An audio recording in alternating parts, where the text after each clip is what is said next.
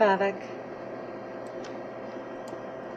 Raio, misaotra anao izahay noho ny fitiavan-dehibe na noloranao anay ireo reny marobe, na nome anay ny aina, ny taiza, ny kolo, na ahafahanay nameno ny tontolo. Raio, ny vavakay androany atolotray manokana, iarahana amin'ny maro fa tsy atsitokatokana, ka atolotra indrindra ho an'ireny eran-tany, na ireo akaikeo na ireo zalahivitrano.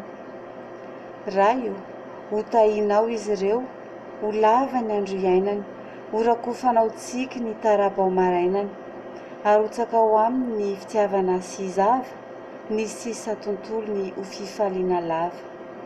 Raio, omeonao azy ireo ny tanjaka sy hery, avaozy ny finoany raha indraindray mitady ho very.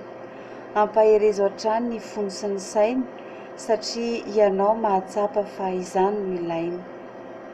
Raio, ho tahinao izy ireo amin'ny sisa rehetra, ho tantananao na mandeha na mitoetra, arovanao hatrany amin'ny lalana izay diaviny, ho tsinjovinao ny ampitso rehetra ho aviny.